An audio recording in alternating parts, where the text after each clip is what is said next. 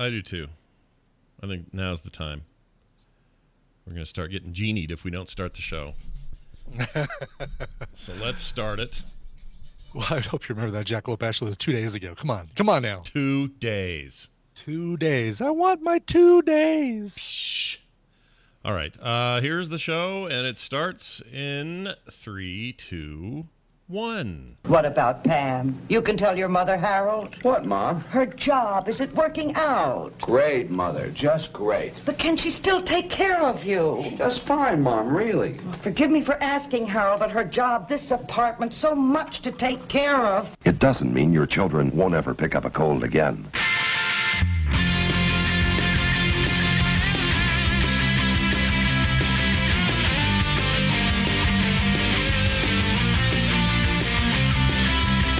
I swear by my pretty floral bonnet, I will end you. This is the morning stream.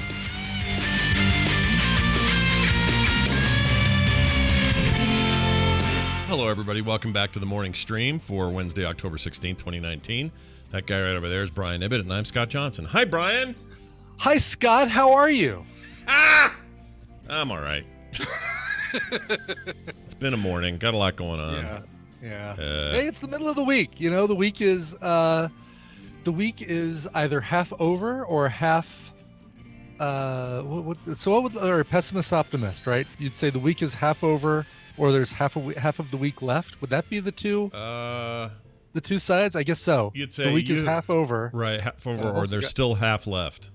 Yeah. Yeah. That's the half, because your glass is either half full or half empty. This week is either half over, which is half full, exactly, or it's half. Not scientists, done. By the way, scientists aren't pessimists, or scientists aren't optimists or pessimists, because they say the glass is completely full, half with water, half with air. Oh my gosh, those guys! That's why I love them. Isn't that great? They're an amazing. They're amazing. We need more scientists. Is what the answer. More scientists. More scientists. Yeah. Doesn't sound like it's all that hard. Let's get more scientists going. Okay, sure. Why don't we join in today's discovery of things by telling you a story? All right? Oh, okay. Story time? Yeah. So I'm walking the dog. One of the dogs this morning decided to take Boomer because I think she's getting fat. So I took her. I don't want her getting fat. Rainer's just permanently athletic. She doesn't ever seem to just gain anything. She's just a skinny dog. But good Boomer... metabolism. Yeah. Boomer's like a mix of 15 dogs, and they're all lazy. So... I'm like, all right, got to take Boomer. Although, by the way, I also realized this morning for the first time, and I don't know why it took me so long. We used to have a dog named Hilo. It was years ago. And now we got this Boomer dog. We actually ended up with two. You need an Apollo. You need a Starbuck. Mm-hmm. And those two were together, weren't they? Weren't they? They were a couple for a while. Hilo and Boomer, probably. Hilo and Boomer, I think, at the end, right? Right? Weren't Hilo and Starbuck were the couple, weren't they? No. Or am I thinking of who was the? I mean, they're the pyramid player, the pyramid ball player guy. No, that's definitely him. But toward the end, wasn't he with Boomer? Yeah, Athena is Boom. Well, Athena is from Boomer. Athena's the other version of Boomer. Boomer 2.0. Yeah, it was basically Boomer. Hank the Crab says yes. Okay, so I have that right. Sands through the hourglass, so are the days of the Galactica. But I think for a while you're right though, because I think Starbuck and him were getting it on for a while. I think so. Yeah, when they first met, when she was stuck on that planet where Hilo had all his buddies and they were just playing pyramid ball all day. Right, this stupid fake space game. Boy, I don't think I remember this show at all. I love that you remember pyramid ball, though. I think that's pyramid cool. Ball. I don't even think it was called pyramid ball. Wasn't it called something else? It was called pyramid ball. Guitar something. Hero something? I don't know. I don't know. So what you need, I think you need a Chihuahua named Admiral Adama. Oh, good Lord. That's your next your next dog. Okay. Should be a Chihuahua named Admiral Adama. I'm in. That sounds like a brilliant idea. So anyways, here's the deal. I'm out this morning with Boomer. Maybe she'll be called Athena one day. I don't know. And I'm walking her around the thing, and everything's going great. And at one point, though, I get toward the school, and there's a dude who is hurriedly taking things out of a van and stacking them on a hand truck so he can then take them into the school. Looks like AV equipment.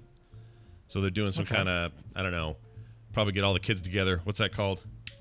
when you get all the kids together. It's called a assembly. An assembly. Yep, they're going to have an assembly. Assembling the kids. Yep, they're assembling children. Like IKEA furniture, just stacking them on top of each other and joining them with wooden dowels and. Exactly right. And so, oh no, Lon's making names of Galactica pilots for Battle Royale research. Oh boy. I love it. Oh boy. I think we already did the Galactica planets, but did we? I don't remember that. yeah. Well, Anyway. I did it for I did it. I did it for Name That Nerd at one of the Nerdtaculars. Oh, okay. Yeah. All right. That's right. I do remember that now that you say it in that context. So anyway, this guy's out there and he's loading stuff up, and it's like big clear bins full of cords and power adapters and like a VCR or some giant, DVD player thing or something. I don't know what. But God, I'm hoping it's for like a Scared Straight. Oh yeah, assembly. dude. Wouldn't that be cool? Kids, you don't want to go through what I went through. I was in prison for a while. Mm-hmm. Scare those little 8-year-olds straight. But anyways, so he's stacking it up, and I can tell he's in a rush, and I can tell he's frustrated, and it's early in the morning, and he just looks like he doesn't want to be there. And I come rolling up with the dog, and I get about 10 feet away from him, and I can already see he's stacked it too high, and he's also made this one rookie mistake. He has a very heavy thing at the bottom. He has a bunch of light things in the middle, and then tip-toppy on the top, another heavy thing. Oh, yeah. Physics means you're going to go, and you're going to lose. It'll topple right over. Yep, yeah, just going to spit out the middle, and everything's going to come crashing down. And I knew it when I saw it, and I thought, oh, man, here we go. 2-3 more steps, boom, it happens. Just all over the place. There's stuff all over the grass. So I jog up there. Yeah. And I say, oh, man, I'm so sorry. Can I help you with it? He goes, no. And then just kept kept putting it together. And I went, geez, man. All right, then. I'll just keep going that way.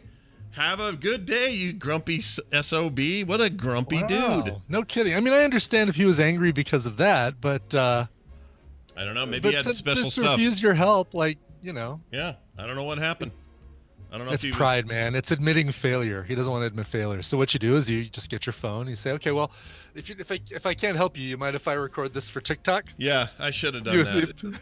I said, I guess if you can't, and then have him berate me while I film him, he would have been really. That's right, happy exactly. about that. I just want to see you stack all these things up again and let them topple over. Okay. Yeah. All right. Cool. It really bummed me out though, because I was willing to help, and just. It's okay. We're all in this together. So we sometimes drop stuff. I would love it if somebody saw me do that. But I think there's like a man pride thing going on, where you just can't admit that you need help, or that you dropped a thing, or that you're at all in any sort of need. Like, I don't know. You definitely scored your karma points though for that. Well done, sir. Well, that's okay. So herein lies the question: if we are karma believers, did I indeed get the points? Because I don't have a way to track it. I don't know. Nope, you get karma for attempting, whether successful or unsuccessful, to do the right thing, to help somebody. Right. The other day, Sunday, when we did that miniature golf thing, Tina and I pulled into this parking lot, and it's one of these where you go up to a machine, you punch in your stall number, you put in your credit card, and then it spits out a little tag that you then take over and put on your car. On your dashboard so that you don't get a ticket. Right.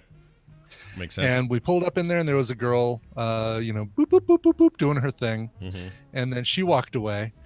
And so I started doing mine, and I noticed that she left her tag, but she's long gone at this point. Okay. But she left her little thing that's supposed to go on her dashboard. So I'm like, oh, well, I'll just, when I'm done with mine, I'll put this on hers. So I did mine, boop, boop, boop, boop, boop, and it spits out my ticket. And as I'm reaching for my ticket, I put my hand in the little ticket dispenser thing, which is like a little plastic flap that goes in, like almost like a change, where you get your change from a soda machine. Yeah. And there are like 4 more tickets in there. Oh. And so I pull all of them out, and I look. It's like, yeah, they're all for right now. Like, these are all tickets that people bought and did not, must have thought, oh, I just put in my stall number, pay, and then walk away. They didn't read the instructions. So Tina sat there while I pulled all 5 tickets out, including mine, and went around and put them under the windshield wipers of each of the cars in those stalls. Like, we went around to each of those stalls, the stall numbers on the tickets. Jeez. So I said, earn my karma points for the day. For the day? Like the month? Oh, hell.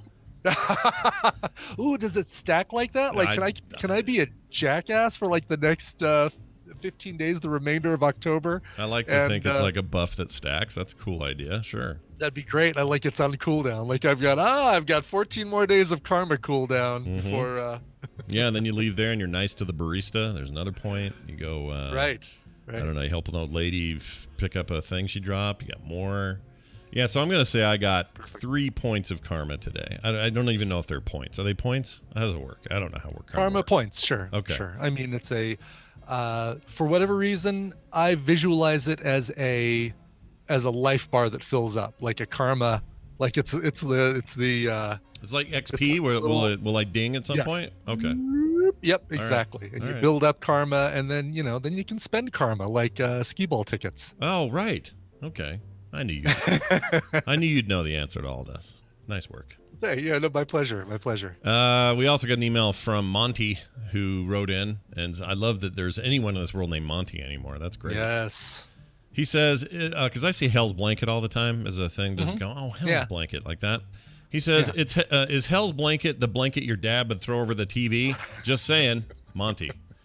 Yes, clearly it is. Never thought of that before, but yeah, I guess so. Like, I'm surprised he remembers that story. For new listeners or people that don't remember it, my dad would throw blankets on TVs if a scene came up that he deemed inappropriate for us when we were kids, and he would literally stand up. So, like, I'm trying to think of an example.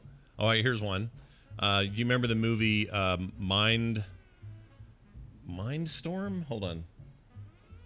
Oh my gosh, it's so in my head. Natalie Wood was in it. It was the movie she died during the filming of Brainstorm. Brainstorm. Okay, yeah, yeah. So you got didn't we watch it for Film Sack, or did we watch something else? No, we watched Dreamscape for Film Sack. Right. But they're kind of from the same cloth, kind of that era. They feel like they are, yeah. But anyway, it was what's his name? Names today. Who's in it? The famous actor. Everyone does an impression of him all the time. It's I thought it was not Lyle Wagner. It was Robert Wagner was in that. Robert Wagner's the one that supposedly killed Natalie Wood on the boat trip. Then not connected to that movie, but was was it Robert Wagner? Okay. That's what they all said, is that Robert Wagner did it. I think he never got I think he never got charged. But I think that was like everybody was pointing to that. Christopher Walken. Freaking Christopher Walken. Oh, Christopher Walken. Jeez. Anyway, there's a scene where the idea was you could download your experiences into this headset, and then other people could experience them by putting on the headset. It was basically like early VR concept kind of stuff. Sure. And he, at one point, somebody put on a headset that had a naked lady in it, and the naked lady was like gyrating and whatever. And that's when my dad went, and I remember the sound came out of him because he's kind of like laying back on the couch, and I hear him go, up, dip, up, dip, and he's like getting up, and he's got his blanket, and he throws it on the TV, and it slides over the back, and he misses it completely, and goes around the back and puts it back on, and it's so dumb. So this is different, though, than the other time where you guys were in the hotel together after bringing some cars back. Right. This is different than that. Back, yes. This was the one with the porn channel that was between between two sports channels. Yeah, where it was a baseball game on one channel and the other one was the Japanese or a Shogun movie. Shogun was on there. Right. And he wanted to jump between because there'd be a commercial during the game, and he's like, "All right, I'm not going to watch the A's game for a minute. I'm going to go click click," and he'd get over to the other one as fast as he could. And then that one time it broke and it stayed on the porn channel, and he threw a towel at the TV. So there's that. Oh, I love it. It's good stuff. Anyway. So that's Hell's Blanket. Blanket. Well done, Monty. Yeah, good job. I think he may have actually figured it out. Well done. All right, we're going to see if our good buddy Brian's available. Is he available? Does he say anything? Is he? God, I hope so. I'm looking, by the way, to see if Brainstorm is available on any sort of streaming service so that we can add it to our Film Sack calendar. Love to do that. Oh, my gosh. The door to the mind is open. Imagine a machine that records sights, sounds, sensations, thoughts, feelings, emotions. Yeah. And then you can relive like a paperback novel on this movie poster. Yeah, it's a beast. My experience, I think he's hanging up on us. I might mean he's in that meeting. Oh, maybe. Let me see. He did message me. He said, "Woo, it must be hump day." Oh. That's all he said. Oh, he says, give me 5. We can give him 5. Give me 5. All right, let's give him 5. We'll give him 5. We'll give you a high 5. Yeah, so looking at, I mean, this not streaming anywhere. But Christopher Walken, Natalie Wood, Louise Fletcher. Mm-hmm. She was good. She was good. Mm-hmm. I've never seen this movie, but I remember Louise. Oh no, wait. Am I thinking? Was Louise Fletcher the woman, Nurse Ratched in Yes. One Flew Over the Cuckoo's That's Nest? totally Yes. her. Yep. She's Okay. fantastic in this. She's. Oh really? Okay. Yeah. She takes it for the team kind of early, though. She kind of dies early, I think. Alan Fudge. Alan Fudge. Yep. Mm. Yeah, I used to love watching Candid Camera with Alan Fudge. Oh, Alan He'd Fudge. go, surprise! Yeah. You're on Candid Camera. I'm Alan Fudge. So Natalie Wood's death, though, and let me see if I'm right about the Wagner connection. Oh yeah, sure. Yep. Because in my head there was some. Okay, she died at age 43 was all. That sucks. She drowned, and other undetermined factors, it says, cause of death. Let's see, death, personal life, death. Here we go. Wood drowned at age 43 during the making of Brainstorm while on a weekend boat trip to Catalina Island on board Wagner's yacht, the Splendor. That's Yep. it. Christopher Walken and Robert Wagner were both on the boat, though. Oh, Walken was on there? Okay. Yeah. Many of the circumstances are unknown. It was never determined. Did not kill her. I didn't. Oh, hi, Robert Wagner.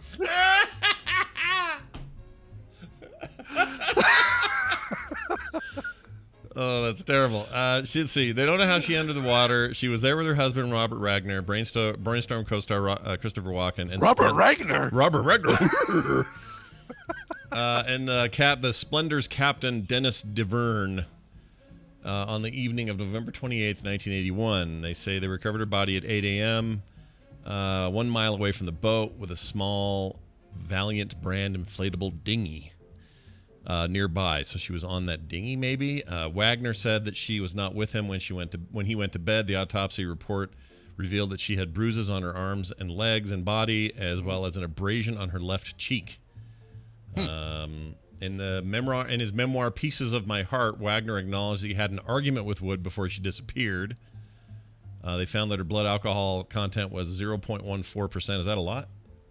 I don't know if that's a lot. No. I mean, I'm thinking like, over. Well, no, I'm sorry, 0.41. Yeah, that is. Or 1.4. It said the California legal. 1.4%? Yeah, Yeah, it says the legal limit in California is 0.10. that's a lot. So is that a lot? Okay. It says there were traces of motion sickness pills and a painkiller in her bloodstream, both of which increased the effects of alcohol. They ruled her death to be accidental, they mark it as drowning and hypothermia. She may have slipped while trying to reboard the dinghy. Her sister Lana expressed doubts, alleging Wood could not swim and had been terrified of water her whole life. Wood was buried. I'm trying to see undetermined factors. Yeah, they don't really get into it, but in February 2018, Wagner was named a person of interest in the investigation. He has denied involvement. So as recent as last year, they're bringing it up again. Wow, really? So interesting that they're not. It's not a shut case closed, right? Yeah. Like It's cold case, I guess. cold case. Bring that lady, Catherine, whatever her name was. Mm-hmm. What was her? Let's see. This is 81 that she passed away. So in 2018, how many years are we talking there? That's what is that? I take care of the two because when they met, it was murder.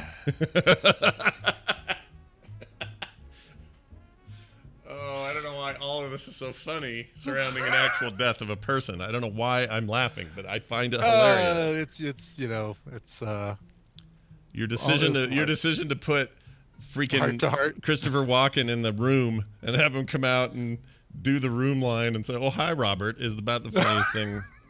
I know. I'm also realizing Christopher Walken, I cannot do cold. Like that was a that was a rough Christopher Walken. I need to workshop. Like I need to work into a Christopher Walken. I need to work into a Christopher Walken. Mm-hmm. I can't just do it.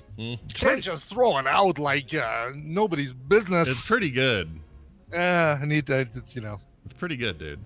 I'm gonna say it's not bad. I gotta work into it. Yeah. BMI 55 is right. There's all opinion, no evidence. Like, it's all a pretty weird deal. But at the end of the day, perhaps we'll be better for it. Hey, Dunaway, you there? Joined by Brian. Oh, fantastic. hi. Oh, it's great news. Here's this.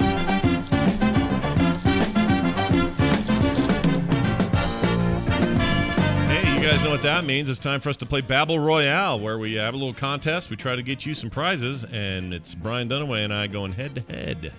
Oh, yeah. Oh, hi, Scott and Brian. Nice to have you Hi, here. Brian. Yeah, how are you? How's the day? You're in a meeting, I guess? Yeah, I had a meeting. Ran a little long. That's okay. Yeah, long meetings. Anyone never hurt bring nobody. snacks to the meeting? Anyone bring Pop-Tarts to the meeting? No, not at all. That's the reason why I'm now eating some of these Quaker cheddar Rice Crisps. Those sound all right. Look at you. Those are good for you. You are, yeah. He's Well, a healthy not bugger. Good for you. They're like one of those zero kind of things. It's like Yeah. no nutrients and not really many calories. Just And gives so- your- it gives your mouth something to do. Right? I got a new portable battery from Anchor the other day from Amazon, Yeah. and it came packed in a box full of those Quaker those are- cheddar. those- Oh, yeah. Yeah. Yeah, those are That's good. how it kept from breaking. When Yeah, you put a shipping. little butter on those things, and it's delicious. Sounds terrible. All right, we have someone on the line already. Let's see who this is. Hi, good morning. Hello, Hi, who's this? this is Jeff from Colorado Springs, Colorado with the flu. Oh, the flu, Oh, dude. no. It's flu season. I got my flu shot yesterday, and I can't lift my left arm up all the way. Ah. Dude, I got my flu shot this season too, and even still, it's hitting me hard. You got the wrong one, man. Well, it's I not guess your so. it's not your fault, but that's the problem, right? They only go for the one big strain that year, and if there's a little bitty one floating around, you just get it. We feel for you, but we're glad that you had the strength to call in. Brian here is going to explain these rules, how it works, and what you could win even at your sickest. Brian. That is exactly right. Jeff, I'm going to be giving Scott and Brian Dunaway a topic. The two of them are going to go back and forth giving me answers that fit that topic. If one of them gives a wrong answer, they repeat an answer, or they take too long to come up with an answer, the win is going to go to the other player. Wow. Your job is to predict who's going to come out on top based on the topic. I like mixing things up a little bit. I'm telling you, you like that. That was nice. Today, you're playing for a pair of CDs from Dizzy Box 9 and Trend Selvage. Just have a couple of those left, and a copy of State of Mind, a Steam game called State of Mind. Either you guys ever play that one? I have. No. I don't think so. Yeah, not ringing a bell. Describe it real quick. Yeah. You are traveling on a road through the State of Mind. Oh, Your job is to get through Interesting. The state Does of mind. does Interstate 10 run through that? Is that a? I'm kidding. State of Mind. Oh, here it is. It's a futuristic- Wow, comicbook.com said one of the best games of the year. Yeah, people like this. It says State of Mind is a futuristic thriller game delving into transhumanism. The game yes, explores the theme of separation, disjuncture, and reunification in a world that is torn between a dystopian material reality and a utopian virtual future. Yeah, I know what you're this talking is about now. cool. I'm looking at the video of this thing. Yeah, it looks nice. Dang, yeah. Reviews, as Steam describes it, reviews are very positive. Yeah, it looks like Yeah, a cool game. I remember playing this game just for a couple of minutes, and I didn't play anymore, and I can't remember why. I remember I started it. I think there was too much story at the top, and I was like, Oh, it does look like there's some story at the top. It's Unreal. Use Unreal Engine. And it's made by Daedalus.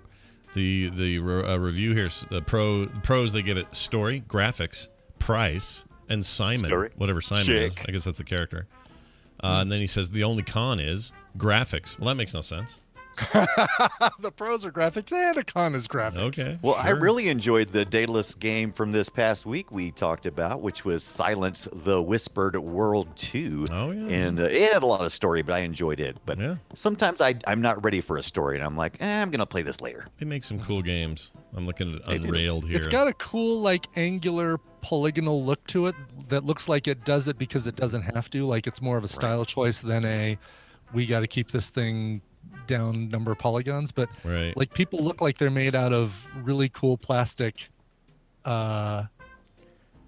Ooh, so Like it kind of low looks poly. like it looks like, what's the name of that show with the really Reboot. It looks like Reboot. Reboot, that's it. Yeah. Remember Reboot? Reboot was kind of groundbreaking.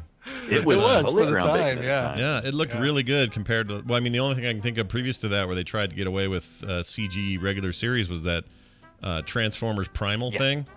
Yeah, which I loved. Oh, dude, it was shit though. Have you seen it lately? Oh, absolutely! But it was just so much fun. It was such a different twist. No, I really loved it in concept. That's the thing they should revisit.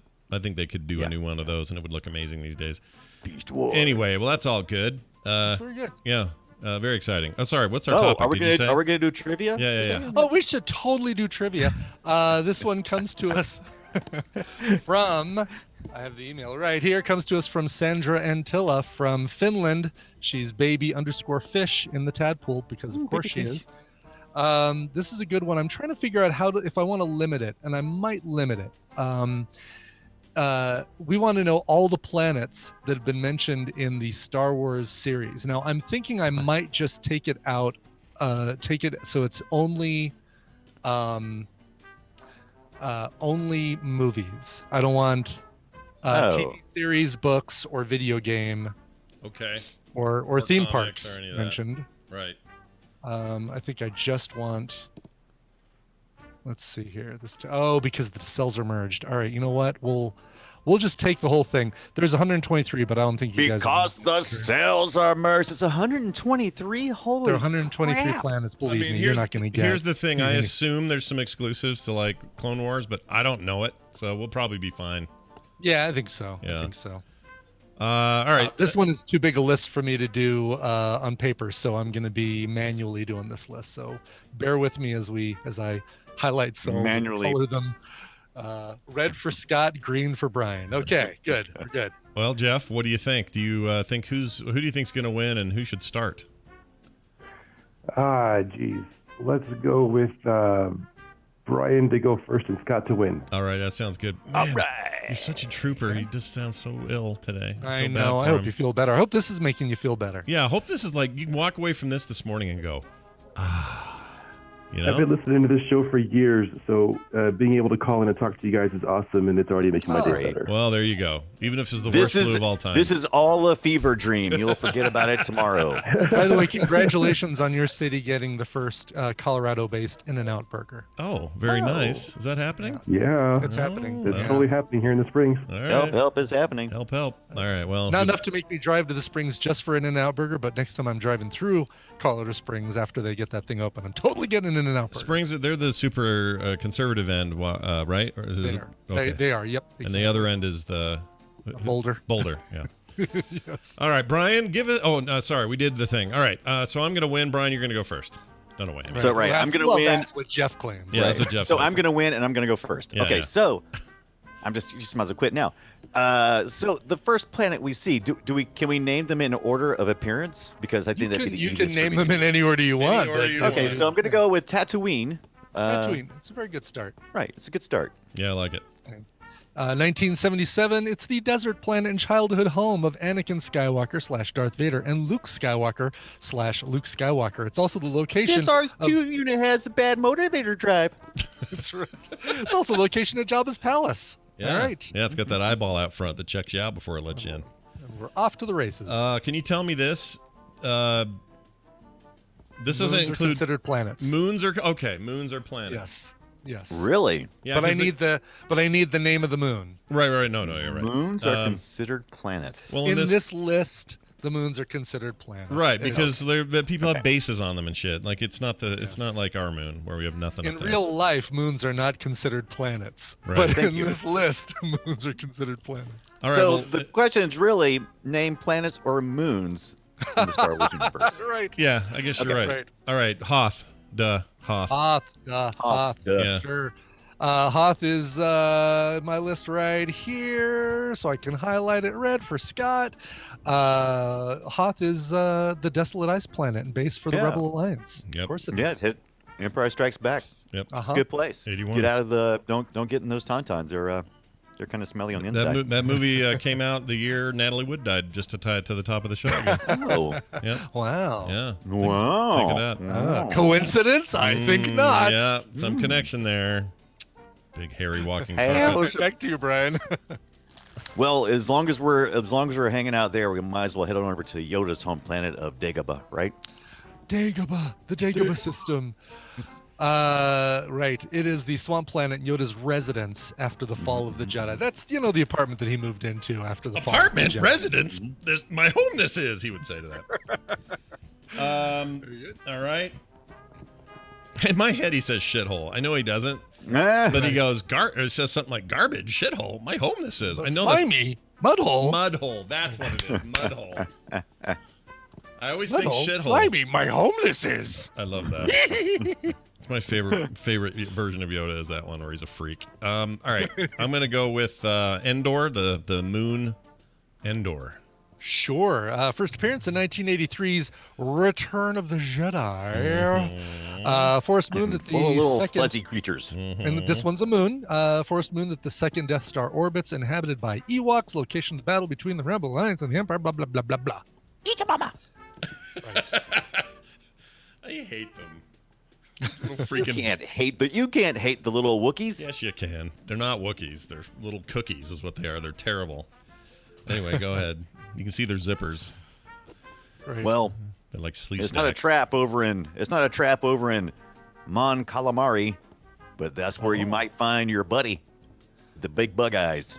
Now, Akbar. Oh. So, It's not. Hold on. Is that not in the universe? Hold on. it's in the universe, and it's I thought he shown talked on the about TV it. series, but it's not called Mon Calamari. That's what the people are. That's what The he Mon called Calamari. it. Uh-huh. Is that not what he calls it? It's Is that what he called- refers to in the They're newer called- series? They're called the planet is the Mon Cala. So you're telling me they did not mention it in the new movies? No. I'm saying no. They haven't mentioned in the new movies. The only references I show on this list are the TV series and the comics. Right, but it's Mon Cala, not it's Mon Mon Cala. Calamari. That's where I'm having an issue Oh. with it being called I'm Mon sorry. Cala, not with Mon Calamari. Yeah, Mon So what do you Calamari think? are the people. What do you think? Do we? I say we keep going, but I think Jeff is automatically won, right? Yeah. Yeah, We're because gonna I want to keep give going. you the player right, wins fine. mulligan. Yeah. Because technically it's incorrect, but we don't want to stop Right. here. So you've already won, but hang on, because there's more. Kessel. I want to mention Kessel. Kessel, yeah. Kessel, sure. We hear about it in Star Wars. It's shown in the book Star Wars Legends Jedi Search. We see it in the TV series Star Wars Rebels. And of course, we see it in Solo, a Star Wars story. Mm-hmm. And someone made Star the Wars Kessel story. run in however many parsecs. Okay. That's right. It's a mining plant's been fought over by crime lords for its valuable spice. A fissure vent beneath a spice mine served as a source of a static coaxium, an element that could be refined into hyperfuel for starships. Wow. Yeah, how about that? Wait, you said spice. I have to play a thing. By law, I'm required. Hold on. Come on, Internet. There we go. Watch this. The right blend of spices and herbs. That's not the right one. That was supposed to be Scott Fletcher saying the spice must flow. I apologize to everyone involved. That's all right. Yeah. Brian, It should have been funny. I should have went with Alderaan. why didn't you go with Alderaan? That would be I a should good one have. to go with. Yes. Yeah. When is the first time we see Alderaan? Like right away because they blow that thing up really quick. Yeah. That's right. Rom-nom. This is we actually do. the first planet we really It's see. first, and we see it from the outside, but first time we actually see it is in the third movie when they give Jimmy Smits the baby. 1977 Star Wars Forest Mountains, home planet of Princess Leia and the House of Organa, destroyed by the first Death Star as punishment for involvement with the Rebel Alliance, and also as a demonstration of the full power of this battle station. Yep. Let's go with Kashyyyk, which is the Vulcan or the Vulcan, the Wookiee, Vulcan planet. the Wookiee Damn it. homeworld. If I could have just held on a little longer. Kashyyyk, can you, by the way, what was the first time we saw Kashyyyk? Kashyyyk was in that holiday special thing on TV. Correct. Yes. 1978 Star Wars Holiday Special was the first time we saw Kashyyyk. Yeah. And then, of course, we saw it also in Revenge of the Sith. Yep. Can you spell Kashyyyk, by the way? Not well, but I'll try. Kashyyyk. Oh, no. No? Very close, though. Not even close. YYYK. Oh, there's more Y's. All right. Sorry. Yes. Yeah. Never ask why when there's too many Y's. Yeah, whatever. Too many Y's. All right, Brian. Well, there's Dantooine. Yeah, that's real. Yeah, why don't you say And that? what's that? Yeah, say I'm that. going to say that. Dantooine. I'm Okay. trying to make sure that it was in the movies because it was in the It was- movies, right? It was in the. Yeah, it was mentioned in the first film. It's the former site of a rebel base that Which Princess always Leia confused uses me as a because- decoy. Mhm. It always confused me because I was like, I read them in the books too, but they talk about it in some of the books. But Dantooine and Tatooine, it always confused me. I'm like, wait, Was that Tatooine? Nope. Dan Tuine, his Dan brother. Tuine. Star Wars Legends Jedi Search is the book you are referencing, the 1994 book. We actually are on Dan Tuine with the Rebel base. All right. I'm going to say, I think Yavin's in there. Got a Yavin in there. Good. Yavin, it's a, well, I'm going to, we'll give it to you. It's Yavin 4. I thought 'cause there it's was the fourth moon of Yavin. Wait, but there's a gas planet called Yavin, and then there are moons around Yavin. Right, exactly. I mean, we're on, we the battle takes place on Yavin 4, but yes. Okay. Yavin, the gas giant, was the planet. Yavin 4 is the moon. Both mentioned in Star Wars, so both would work. All right. Both work. I like it. Brian. And that would be the extent of my Oh, is that all you memories got? of the planet. Oh, come on. Really? I'm trying. I can't think of anything else. How about the Rhodians? You know where they live? Rhodia. Rhodia? Yeah. That makes They do, sense. yes. How about the I might be Come out. on. Where did the Gungans live, Brian Dunaway? Oh, that's a good one too. Yeah, I didn't think about all the planets being. I guess that makes sense. Yeah, what about Yeah. Naboo? You got Naboo. Right. Naboo. We got Mustafar. We got of course. How'd I forget about Mandalore is Naboo? another good one to mention. Oh yeah, Mandalore. We're about to get a Mandalorian show. Camino, the clone planet. What about Jakku? If you're talking Jakku? Force Awakens. Yeah, Jakku. It's like a dirtier, nastier Tatooine. Jakku is. That's right. Geonosis. Yeah.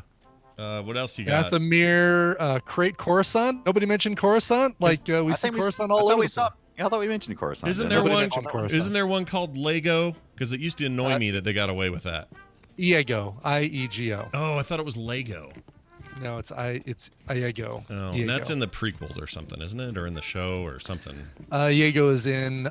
We see it in the It's mentioned in Phantom Menace, and we see it in Clone Wars. All right, there you have it. Well, Very good. no matter what, I would have won either direct. I would have won one way or the other. Oh yeah. Nobody mentioned Bespin either. Why don't we mention Bespin? Anyway, Yeah, yes. remember Bespin. Never forget. Vulcan. right. Just Anyway. kidding. Well Regardless, done. Yeah. Jeff wins. Jeff wins. The pride of Colorado Springs, as far as I'm concerned, because A, he's doing this while he has the flu, and B, he just sat through all that nonsense. I mean, who else gets to do that on a freaking Wednesday? Congratulations. Now, here's all you have to do in your fevered state. You have to send an email to Brian Ibbett. Coverville@gmail.com is the email address, and he will hook you up immediately. And we hope you feel better, dude. Feel way better, okay? Thank you so much, guys. Appreciate it. Have a good one. All right, we'll see you. Boy, that guy's Jeff. sick. He's sick. I know. Poor guy. Get some sleep. Have some soup. So freaking sick. But don't do it at the same time. You'll drown. Oh, yes, this is true. Yeah. And you won't enjoy your soup if That's you right. eat it while you're sleeping. Brian, I But want it's you to hot. enjoy your Dunaway. Enjoy your packet of freaking dirt clumps or whatever you're eating. I know, right? I apologize. Dry for that. ass rice I cakes. kept trying to tilt my microphone away, but I'm sure y'all was like, nah, they probably can hear me. Yeah, I remember that great Tezon Day song I where don't he care. stepped away from the microphone to eat a rice cake. That's right. Right? What's he doing? Is he around? Tatum's on day. Tezon Day? Yeah, still milking that Chocolate rain. chocolate rain money. Let's see. I'm just gonna look him up just for fun. All right, here's his Hey, YouTube while channel. you do that, I watched MIB International last night, and I must say, watching Thor and Valkyrie do their thing was quite entertaining. Oh, yeah, Enjoyed right. it more than I thought I would. It surprises me that that's even a thing. I didn't know that was a thing. What? Oh, yeah. Men in Black International? Yeah. Oh, right. And it didn't review well, and that's why I forgot about it. Never mind. It did, It was fine. Is it better than was it? Fine. Better than it Or- should be, right? Or better than Right. better than it reviewed? Is that the thing? I think so. Like I said, I had fun. I thought it was a lot of fun, and it was lighthearted, just like a good MIB. Was it predictable? Of course it was. What do you expect? It's about the ride. All right, Tezon Day still kicking it, still got a bunch of music, still doing about 150K per video. He did a version of Old Town Road. I'm going to play a tiny taste. Because of course he did. Yeah. Old Town Road, I'm gonna ride till I can't no more. I'm gonna take my horse to the Old Town Road. I hate it. I want to die. I hate it. I want to die now. Now I want to die, you guys. I don't want to live anymore. 12 years ago. Chocolate Rain was 12 years ago. Really? He doesn't look any different, by the way. He looks the No, same. he doesn't.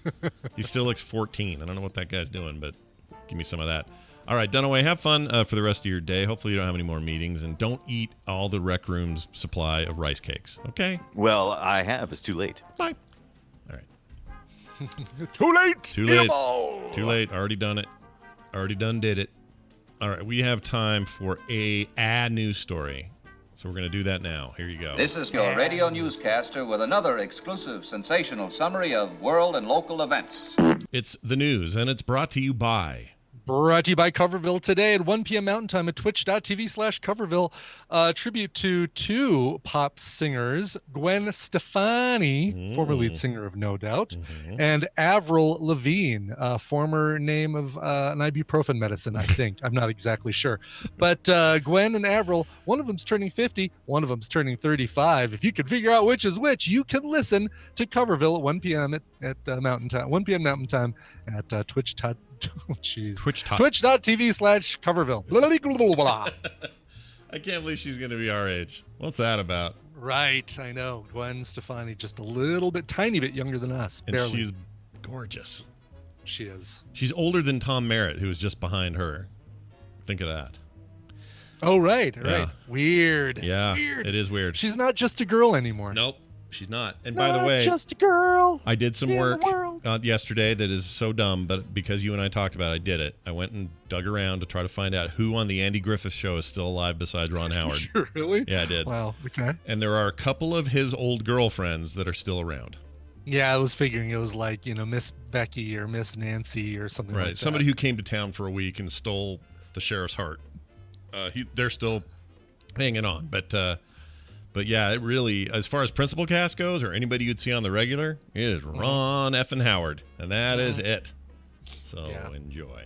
Makes sense. Oh, yeah. No, That's Gwen Stefani looks 30 and has always looked 30. She is just this beautiful human being that doesn't change. I don't know what she's doing. I mean, I'm sure a lot of it's... I don't know. She doesn't look very artificial to me. She looks great. She doesn't. Yeah, I think she just takes care of herself. It's that California sunshine. It's getting away from Gavin Rossdale. Yeah. But, when you finally shave the bush, you feel better. Everyone feels better when you get rid of the bush. Get it? Because he was with Bush. That was his band, Bush, see? Vaseline. All right.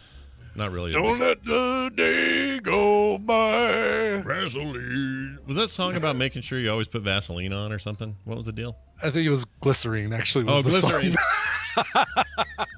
Right, glycerine. But somebody else did a Vaseline thing. Stone Temple Pilots did that, or someone like that.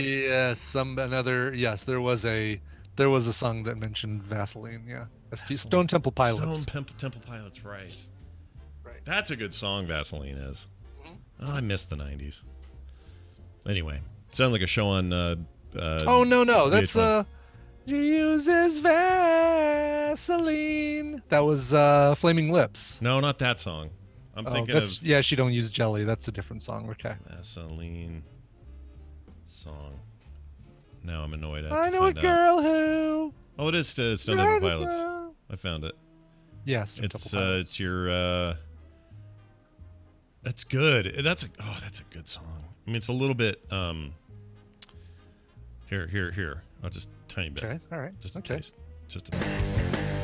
That one. Oh, yeah. Pause before I get blocked, man. I'm on the day, no friend on the ball.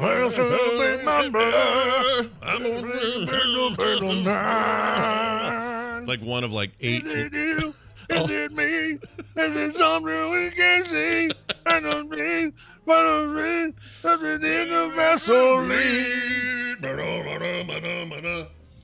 That's the one. I could have gone to a Stone Temple Pilots concert and sang along, and no one would have known I didn't know the words. Yep. But it wasn't it. So, who was Temple of the Dog? That was Pearl Jam mixed with Soundgarden, right? Right, exactly. It was Vedder. Who all was in that? It was like Chris Cornell, Eddie Vedder, and Cornell, Vedder, and who else? I mean, I don't mind stealing bread. All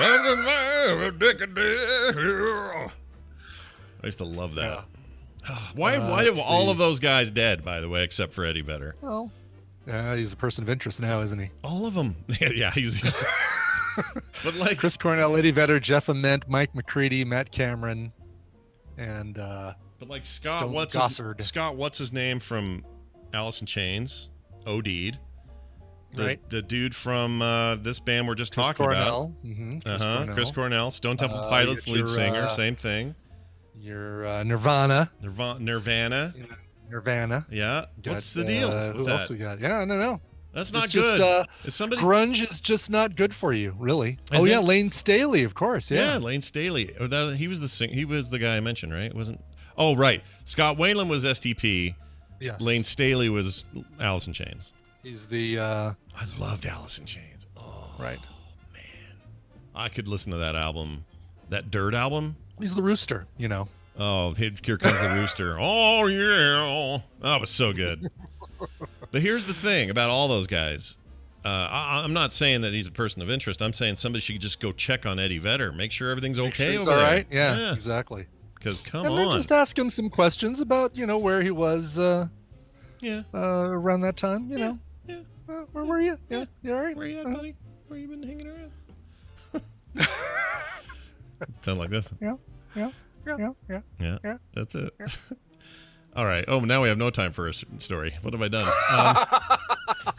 Nice. All right. Let's see which one I want. Okay, we're gonna do this one. A dead man in the news. We've been talking about dead men all morning. Is this played backwards on a Beatles album? I am dead. I am dead.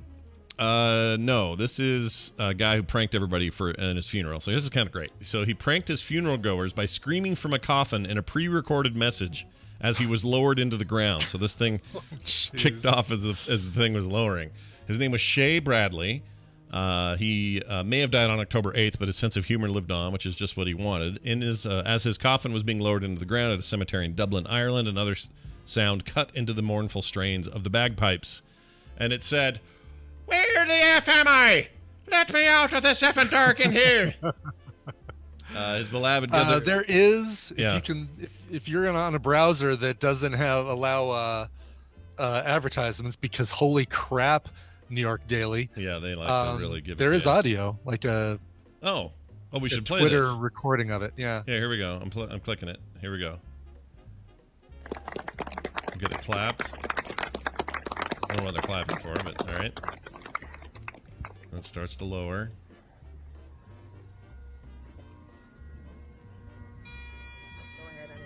And the bagpipes. All right, and then Mike Pence looking guy staring at the camera. Hello? Oh. Hello? Hello? Let me out! Where the fuck am I? Hello? Hello? Is that really him? Let me out! Fucking I think he recorded himself before he died. See, he must have. I They're mean, laughing. everybody Yeah, knows. exactly. They're all laughing at it. Oh, that's great. You know what? Awesome, dude. Well done. Plus, he's Irish. So he knew. So he was terminally ill. He made the recording a year before his death and told just his daughter Andrea, her brother Jonathan, and her nephew Ben that his dying wish to be played as he was put into the ground. That's great. I was worried that people would be freaking out, but they apparently would expect that sort of thing. From Right before the funeral, they also told their mother and their other siblings so that she wouldn't get, because that would be horrible if she was surprised by that. Right, that would not be good. All right, well, that was good. I enjoyed it. We're going to take a break. When we come back, we're going to have Tom here. We'll have Nicole after that. And we're doing a little bit different today. We're actually going to play today's song on the show because we're not at any risk of sort of getting banned on either Twitch or YouTube for it. Oh, so this is an Andrew Allen original, so YouTube don't know about this business. So enjoy this. This is a brand new song from Andrew Allen, just kind of one he did as on a lark, and it's called /Silly. Oh man, sorry, I thought I had more time. Let me save that. Okay. Oh, sorry. No, you're all good. Usually you'd have a little longer thing. All right, so we're gonna play it. It's all good, and you guys enjoy it here in the chat room. You don't normally get to hear stuff live anymore, so that'll be fun. Again, it's called. What's it called again? It's called /Silly. /Silly. Here it is. We'll be right back. So, an orc walks into a bar with a parrot on his shoulder. The bartender says, "Hey, where'd you get that?" The parrot says, "Duratar, they got them all over the place."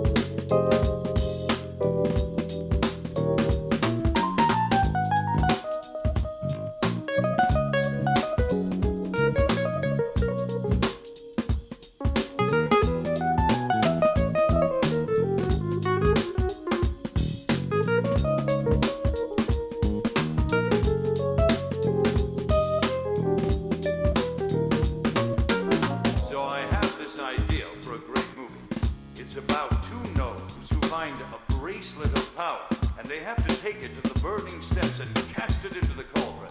They form the Brotherhood of the Bracelet. Along the way, they're trailed by a Murloc named Gotham, who's obsessed with the bracelet, and 9 bracelet boogeymen. It could be a 3-parter called Ruler of the Bracelet. The first part would be called the Brotherhood of the Bracelet, followed by a couple of towers, with a climactic ending called Hey, the King's Back.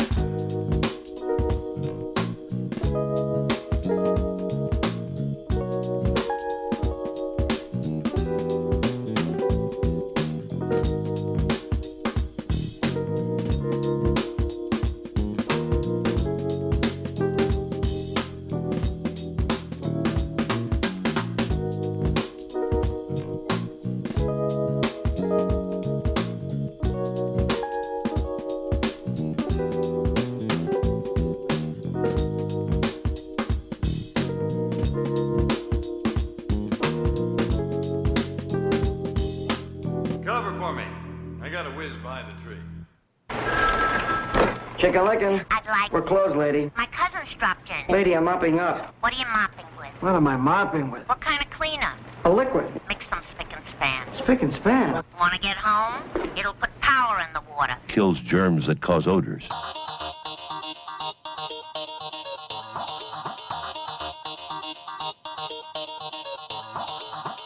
I am not a robot. I am a unicorn. This is the morning stream.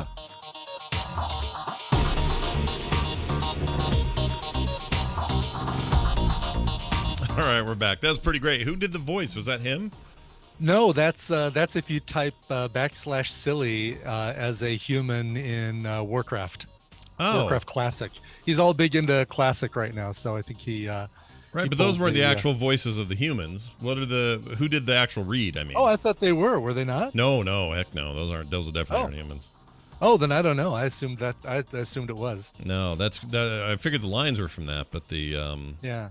I don't know. I mean, if that was him, that was really good. Like that wasn't. I don't think that was Andrew Allen doing the voice. Yeah. Oh, Matuba says it's Khadgar. Oh, is that Khadgar? When does he do that? The shit wizard himself? Oh, I love Khadgar. He's the bomb. I miss him. A lot of people don't miss him, but I miss him. I think he's great. I'm not going to complain about Khadgar one bit. Right. Okay. Then it must not be Classic because Bagheera says Khadgar is not in Classic. Yeah, right? that's true. Burning Crusade. Well, these could be Classic lines read by that dude. I don't know. Yep. I have no idea. Now I need to know more. Clearly, we need to know more on this whole deal. Mm-hmm. Clearly. Listen to this. With the computer, as with any tool, the concept and direction must come from the man. That man is Tom Merritt, and he's here right now with us. Tom Merritt, hello and welcome. Oh, hello, Scott. Oh, look, you guys, you get video of Tom. There's Tom. Hi, Tom. I'm here too. Yeah. Oh, hello, Brian. Oh, hello. Okay. He didn't see you there. Just kidding. He knew. No, he doesn't see me because I don't have video in Discord anymore. I'm looking at you 3 seconds later on Twitch. That's basically. right. Yeah. It's the way we got this funky new plan going that works pretty well. The chat room can see you just fine. Everybody sees Tom. Hi, they see chat me. room. Yeah, it's all good. Hey, here's a question for you, real quick, before we get to the tech news of the week. How do you feel being the bread on the other side of the sandwich that has Gwen Stefani in the middle of it? We've got this birthday sandwich. So me and Brian are right there at the top where the sandwich and the mustard, I guess, of the we turned 50. And then you got Gwen Stefani turns 50 this week, right? So yes, she's in there. Oh, no, I'm sorry. She turned 50 a week ago. Okay, so a week ago she turned 50, and she's this beautiful part of the sandwich. The part you really want is that part. Sure. And then, Tom, you're bringing up the rear here soon enough with the other... Wait, but doesn't that make me the plate? You know what? Yes, because if you count... I was going to be mustard, but you're right. Brian, I'm bread. Brian's... Okay. What if we're Big Mac? Yeah. And we're the three pieces of We're bread. the 2 all beef patties. So Gwen Stefani's one of the all beef patties, and we just need to find someone else also attractive between Scott's and my birthday. Okay, we'll find them. They're out there. Yeah, we'll get it. And then who gets to be the special sauce? Yeah, who gets to be the special sauce? Well, I'll tell you who gets hey, to let's be. move on to tech. Yeah. Indeed. I'll tell you who gets to be the tech lord of the day. It's Wednesday. That means Tom comes on. He gets to talk about stuff going on in technology. And there's a daily tech news show later that will reflect not only that, but lots more. So, Tom, what is hot on your head today? Less and less every day, actually. Okay, I'm going to give you three choices, gentlemen. All right. And you tell me what you want to spend time on.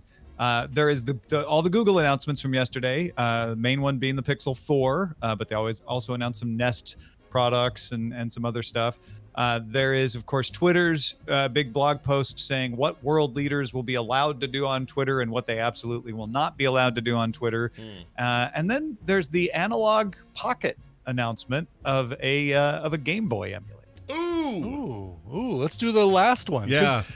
From all accounts, the Pixel 4 is basically what everybody was expecting. No surprises with the Pixel 4. Yeah, nice new phone. For sure. Yeah. It's the big thing with the Pixel 4 is motion sense, which was, like you said, was leaked out a long time ago. But Project Soli is Google's radar chip that they will now have built into the Pixel 4, which means you can wave above the phone and do some things. Yeah. That's the long and the short of what's really.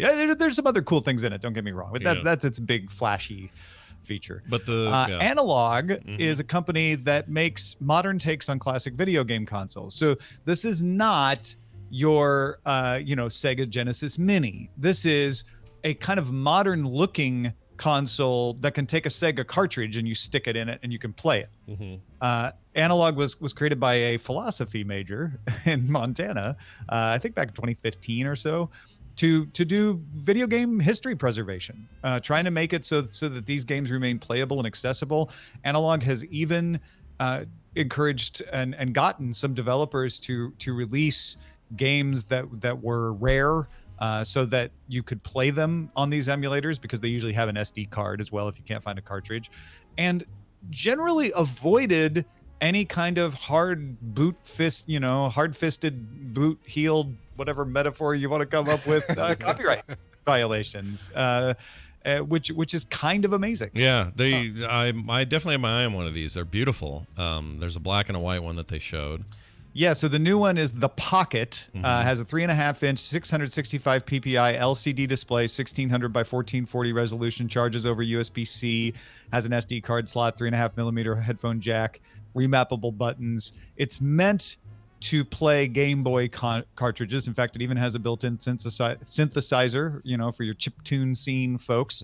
But they eventually want it to play with some adapters, things like Game Gear, Neo Geo Pocket Color, and even more. They kind of want to expand it over time. This, like I said, Pocket has made NES, SNES, Sega Genesis consoles before, but this is their first mobile game hardware emulator. So it's a piece of hardware you buy. It's not an piece of emulator software. Right, and that's partly what they do to skirt around problems with copyright. But I've always wondered with these guys and people like them, where they focus on, okay, we're going to put a piece of hardware out, and that will be what plays your old cartridges, and that's how, you need to have the cartridges to play.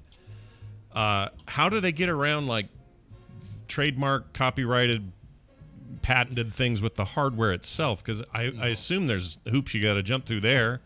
Well, yeah, there is a bit of a gray area with that SD card of like, yes, you have to have the console. We're pretty sure you could figure out how to get around them. Yeah. But yeah, they reverse engineered the ASICs on these things, which are the chips that kind of hardwire in the ability to play these games. Because they reverse engineer them, I think that gives them a little bit of protection. A lot of times the patents on these are long expired, so they don't run into patent issues. And like you said, if they're not actively encouraging people to make copies, they're just playing the games, I think that gives them lots of defenses that make it so these big companies feel like it's not really worth their while to try to find a way to squash them, because they're also not really undermining the marketplace, which that doesn't always convince a company not to go after somebody. But this really is filling a niche that's not there, and they really have tried to be good actors and talk with people and work for preservation, not wink wink piracy reasons. Right. It's just man, Nintendo is a legal minefield sometimes. They're the most litigious. Oh, yeah, right. And so I would be nervous, but maybe they sound like they've got a plan.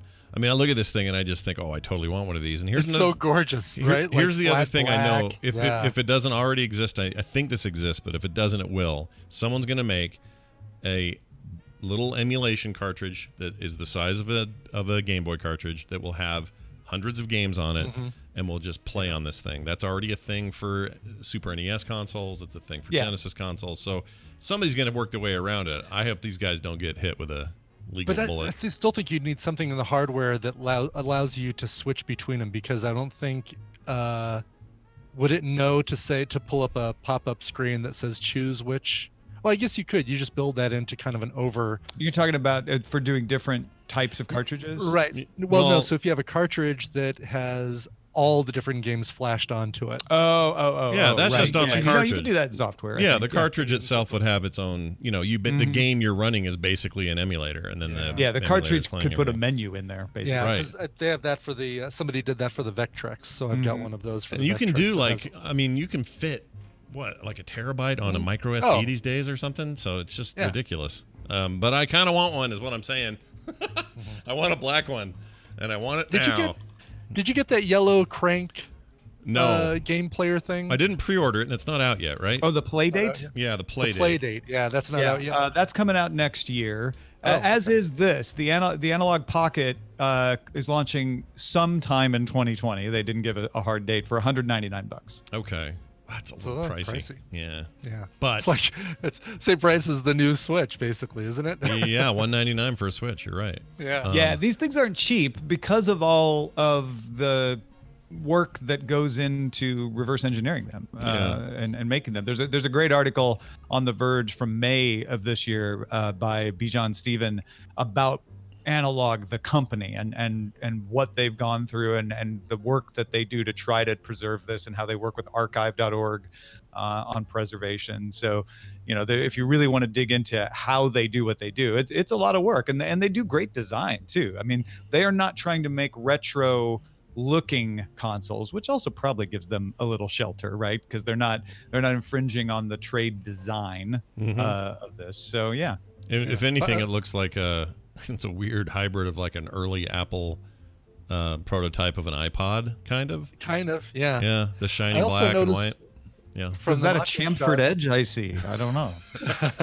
It's not beige though, but I am noticing a what looks like a micro SD slot on the white one. The way the white one is positioned, and I'm also reading that it'll play Game Boy Advance and Game Boy Color games as well. So it can do color screen stuff. It's not just so the screen is it's color. a 665 PPI 1600 by 1440 LCD.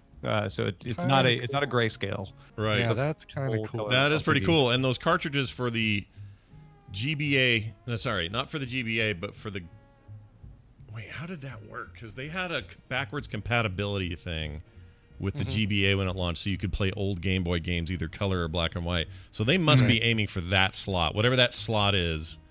That will encompass all of those. They're also going to make a dock so you can add this thing to your HD TV. Holy shit! You imagine playing that little Link's Awakening Tetris on your 4K. I'm interested in this. television. I really am. Yeah. Actually, I'm interested in the Playdate for similar reasons. I think this stuff is cool. So I guess we'll have to wait and see when it comes out. It's beautiful looking hardware, and that's the thing that attracts me most to it, is just like being able to walk around with this cool looking device. But I like Kadavari's very honest response in the chat is, or you could do all this with a Raspberry Pi. That's true. Do that, and you'll save yourself $199. You may spend more than $199 in your time, and it'll be totally worth it because you'll have fun doing it. Unless that's not fun for you, in which case these guys do a really good job of doing it for you. Well, yeah, and if you I build a Pi, can 3D print a really cool shell too. You could, but it would be thicker because that Raspberry Pi is kind of tall. It's like The board, the ports on the board make it about that tall. It's going to be thicker than this device. No, you just have to mod it, Scott. You just have to so. put all the same work that analog does. Yeah. And then you can do exactly what they do. That's all they did is they just bent the transistors and resistors over so that you can fit it in a smaller case. I mean, I don't mean to minimize. Like, you totally can do this yourself. You could do this in an emulator on your PC too, right? But it won't be the same form factor. Yeah, that's the key think here. All of those are legitimate approaches, including analogs, which is making something, spending a lot of time doing just this so that you don't have to if you don't want to. Yeah, and spend some time around people who are really into watches, and you'll understand why this would appeal to them. Because there's a lot of chatter in the chat right now, but well, just play the Switch you already got. That's full of these kind of games. Sure. Or just do this you can other do that thing. too. Or go buy an eBay version of somebody's old Game Boy. Like, those are all things you could do. And or just remember playing. Or just keep the nostalgia where it is. But this thing is like this cool little. Yeah. It's a prestige piece. It's a weird offshoot. It's a thing that you would feel cool pulling out and going, dude, look what this thing's doing. Like, that's gamer version of watch fetishing. That's what that is.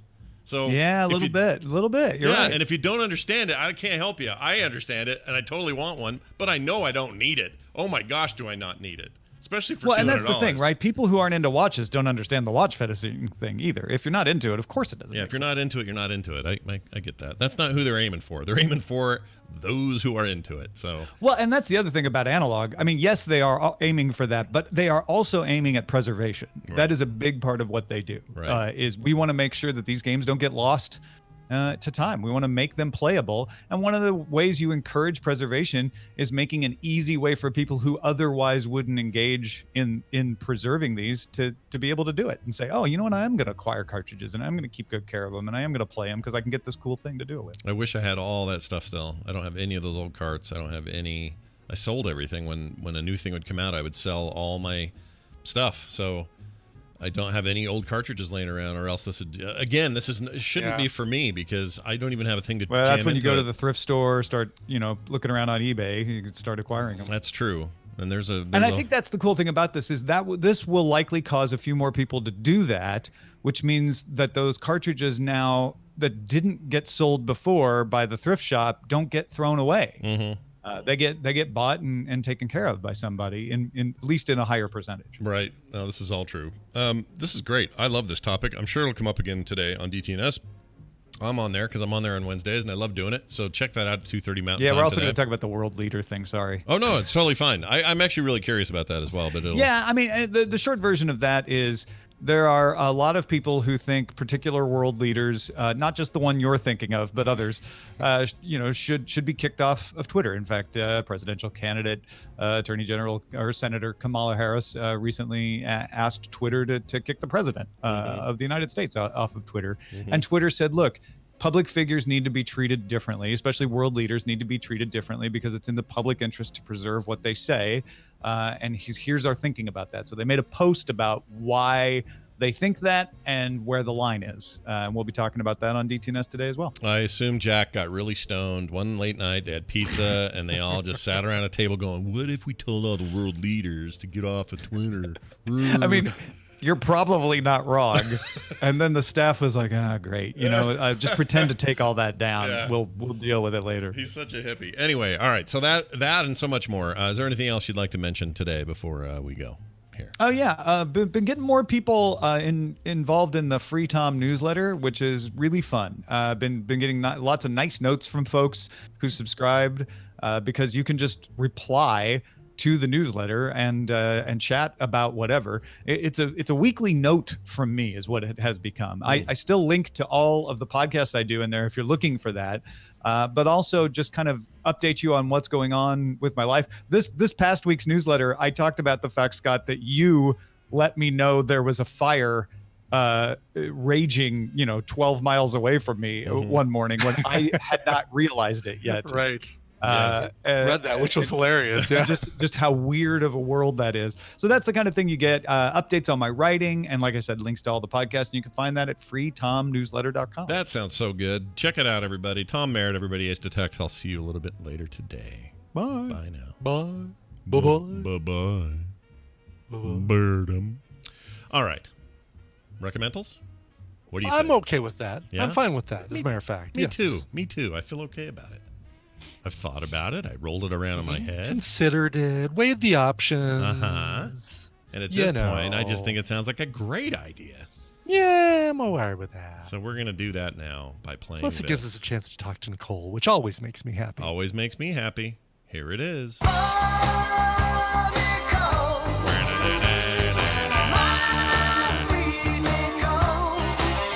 Ladies and gentlemen, welcome to the program. Nicole Spagnolo. Something's different. What's going on? Oh, What's going on with this?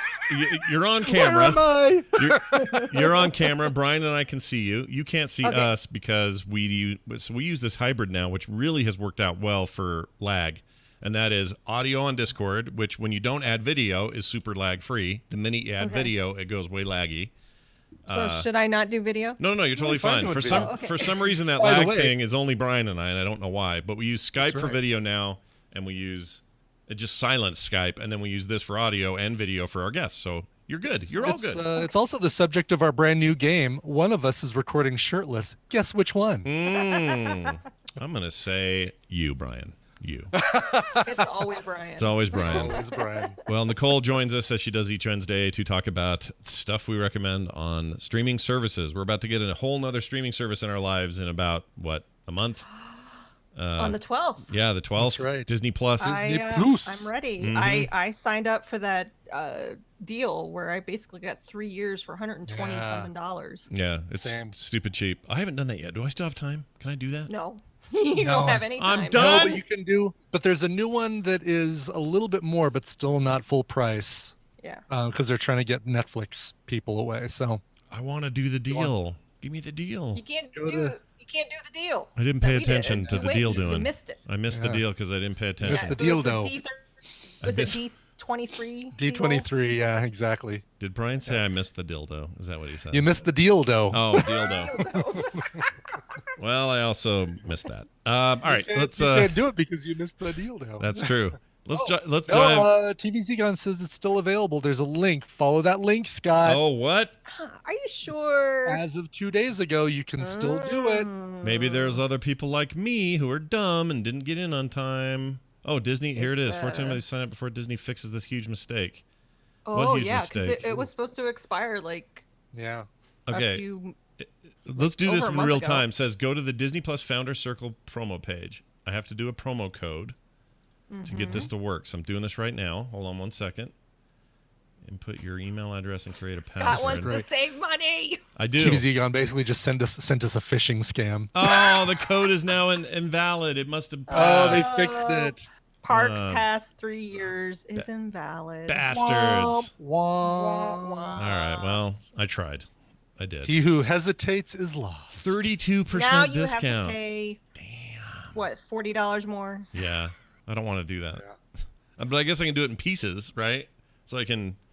I'm just going to do No, you know what I'm going to do? I'm going to do the monthly and then cancel when I want to. That's what I'm going to do. Yeah. Okay. Good luck with that. I Yeah, have am. fun with that. I have no problem doing You that. I let can't. us know over the next 3 years when you cancel, and Nicole and I'll be doing our dance and watching the Apple Dumpling Gang rides again. I did it now with Hulu. I've canceled it. It's because there's nothing on I care about at the moment that's original. I'll get back to it when Handmaid's Tale or something else. I think I have a deal with my membership. Now that I've signed up, I can give you a deal. Oh, give but me it's a not deal. The same Don't do deal. it. Don't do it. Let him twist on the vine, Nicole. It is. Let me I'll look let me into it flander. and see what I got. I'll happily It's flounder. planting insolence. I'll flounder as needed. Flanders. The zombie Flanders. I can't wait to watch Kurt Russell as the world's strongest man. Those are some great movies. They are. There good. are. Oh yeah, I yeah. No, love them. the Yeah. 70s live action, actually 60s and 70s live action Disney stuff is fantastic. They get a little weird in the 80s, but Yeah. the 70s stuff is great. My favorite for a long time when I was a kid was The computer wore tennis shoes. no. It was called Hot Lead and Cold Feet. I loved Oh Hot Lead yeah, and Cold Feet. Hot Lead and Cold Feet. Yeah. Yep, where Jim Dale, who does he's the narrator for all the Harry Potter books. He's in it, and he plays a bad guy and a good guy in the same movie, and it's wonderful. I love that movie. And I think Don Knotts is in it. I think, or I may be mixing that up with another I thing. think that's right. Yes. Yeah, it's very good. Bedknobs and Broomsticks, that was great. Apple Dumpling Gang. Oh man, It was the second Witch Mountain movie with like 1981 Witch Mountain movie. I kind of liked because I had a little crush on The Rock. Oh, what was her name? No, the 1981 Scott. Jeez Louise. Oh, okay. Yeah, what was her name? She was cute. She was cute. Kim something, I think. She was on Real Housewives of Beverly Hills for a while. Oh no. Tina would give me the update on what was going on in her life. I like her less now because of that. Yes, as you should. Well, all right. Let's get to it. Brian, you've got your pickings here for recommendal this week. I do. Yeah. Any setup here? Boy, this you get the entire plot of the movie, or the entire premise of the movie in the clip that you're about to play. So I don't think I need to tell you anything. You're gonna absolutely get this. All right, here we go. Brian's recommendal. Check it out. Okay, you said everything resets but your memory, right? Yeah? All right, well then you're just gonna have to be a living record. You mean memorize everything? Yeah. That's genius. No, that's not genius. I'm not a scientist. And hello? I mean, you do realize there's a killer after me, right? That means I'm gonna have to die over and over again until you guys figure out how to close the loop. I mean, I guess you could just kill yourself before they find you. Wow, another genius idea. Better than being chased by some crazy guy in a baby mask.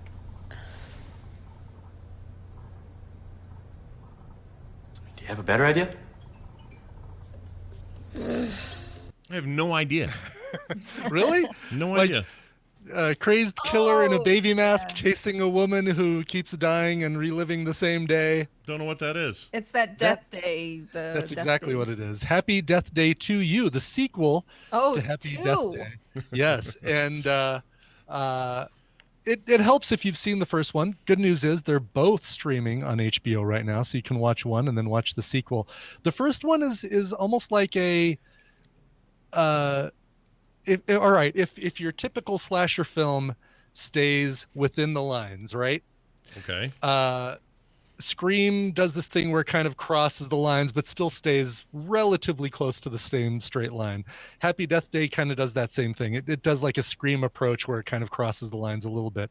Happy Death Day to You says, screw it, I'm off-roading and I'm going to go this way and that way and that sort of thing. It's almost like a parody of the first film. Interesting.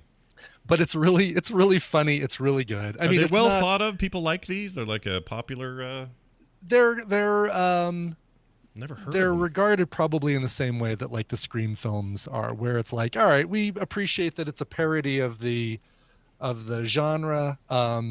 It's basically Groundhog Day with a killer on the loose is what it is. Murder.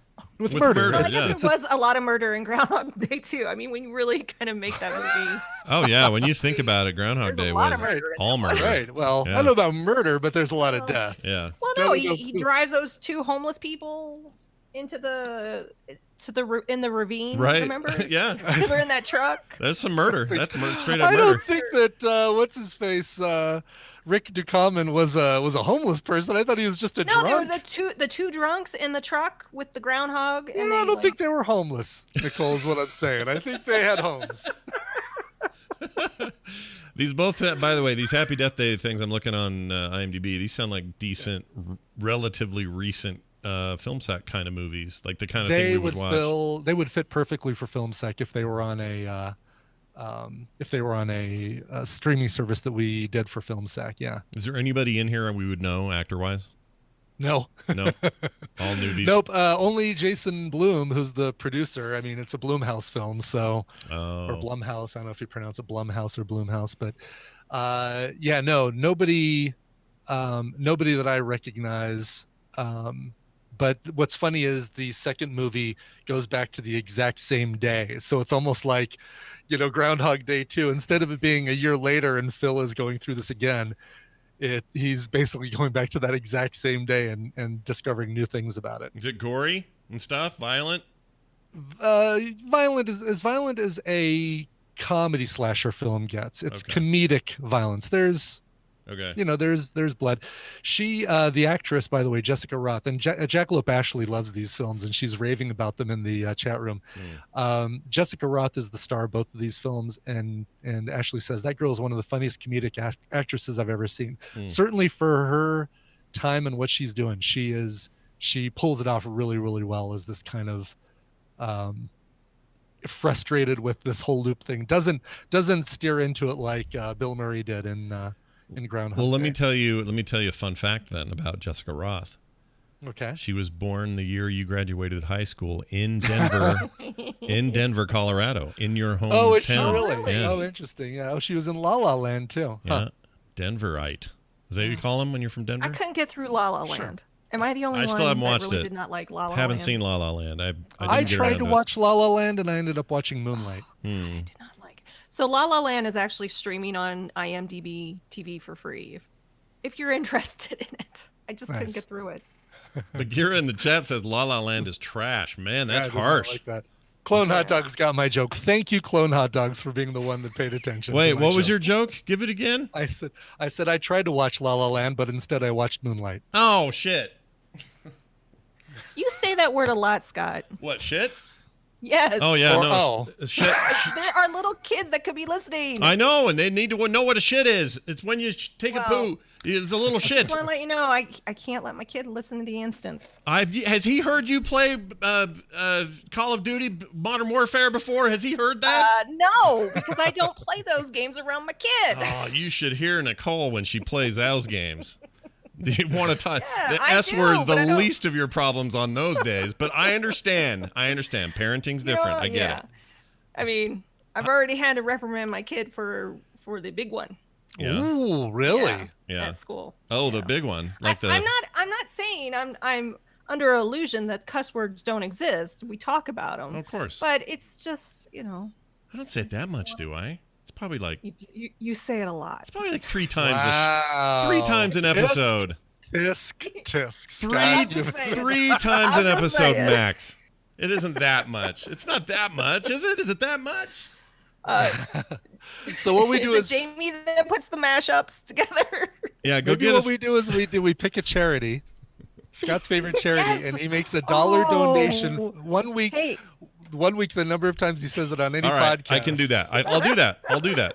You Legit. could donate to our charity we're doing for woodworkers fighting cancer. I would love that. Oh, Yeah, that's great. Look, if Brilliant. it means Mateo can listen to TMS again, I'm doing it. I'm in.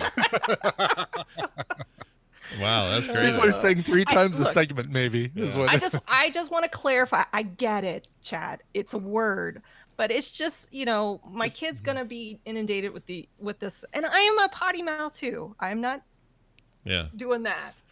It's just sometimes I've got you're old on a video. show that you're thinking, okay, we're gonna. I get have a PG show. I have old video or audio of us playing Modern Warfare 1 back in the day. You guys should hear this. I mean, I'm not saying this isn't me going shame right back to you. I'm just saying no, I feel like no, Nicole no. taught me a thing or two about swearing. Right.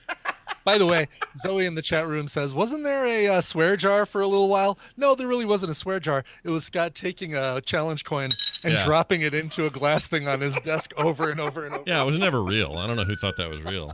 It was never real.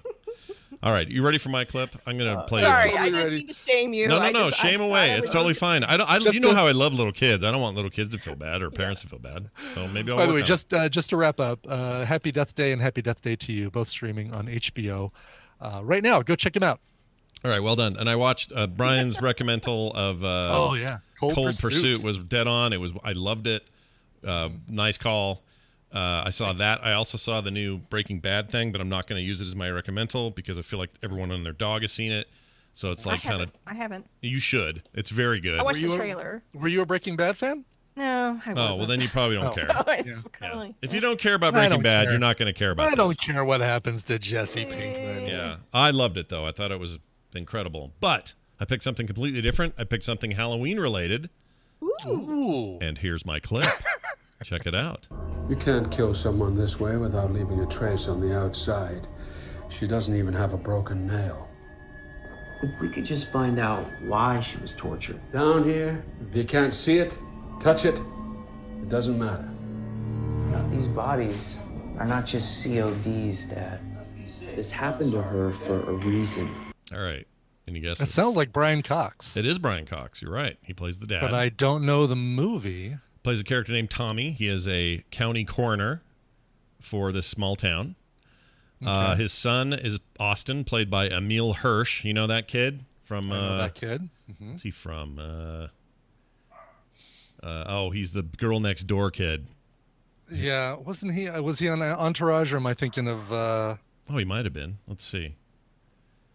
Looking. No, I don't see Entourage. No, he wasn't on Entourage. But he was Into the Wild, Girl Next Door, Speed Into the Racer. Wild. He was in Into the Wild with the guy from Entourage. That might be what I'm thinking of. Yeah. No, it's a good connection. And then Speed Racer. He was the kid in Speed Racer. Anyway, Emil Hirsch. I don't know the movie though. The movie is called Nicole. Any guesses? I don't have any guesses. All right.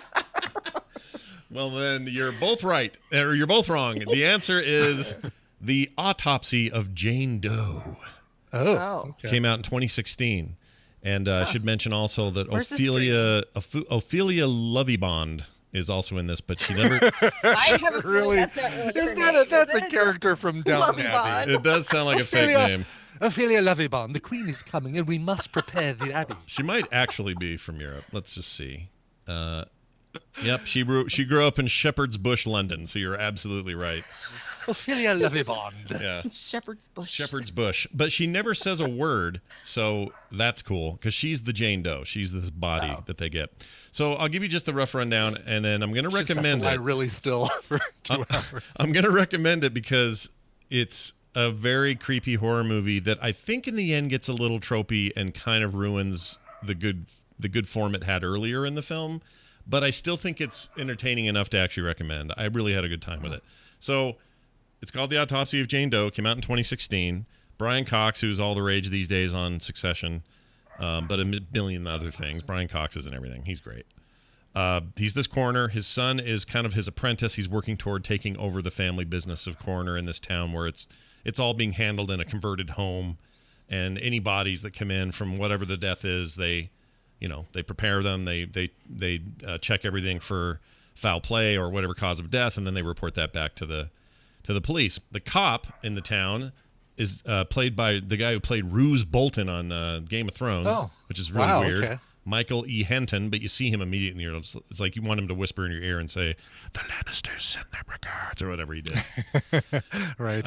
Anyway. Yeah, anytime he's in a movie now, though, I'm automatically going to think he's the bad guy. Yeah. So did I. When I first saw him as the cop, I'm like, uh-oh, what's he up to? Uh-oh. But he was fine. He was a good guy. So the way this Ophelia Lovibond is one of the Kree in, I think she's the main Kree in Guardians of the Galaxy 2. Is that right? Oh, yes. No, Guardians 1. She played Karina. It says here. Oh, I thought it was okay. So not one of the Kree then. Right.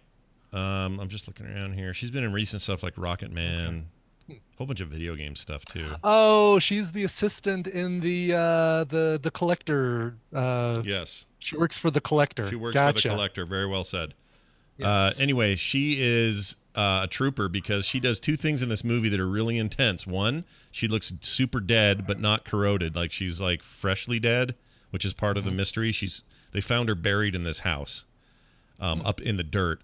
The other thing she does for the whole movie is hold completely still, not a twitch on this girl. For every close-up, every face shot, doesn't budge. Her eyes are all grayed out from contacts, I assume, or maybe it was digital. But that's part of the story. I don't want to spoil anything. And she's naked the whole movie.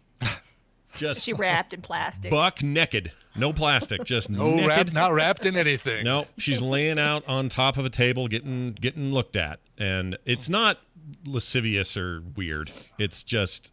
No, I couldn't tell that from the way you said that. I mean, I want to make this clear because they don't treat it's not treated at all creepy, sexy or anything. Yeah. She's just a dead body, but she's in this pristine condition, which is part of the twist of the movie. Anyway, the long and the short of it is she might dead girl Minton box. She might be possessed. It's actually a really cool idea. I'll tell you this part because that's kind of a spoiler. Anyway, I thought it was really good. It reminded me of like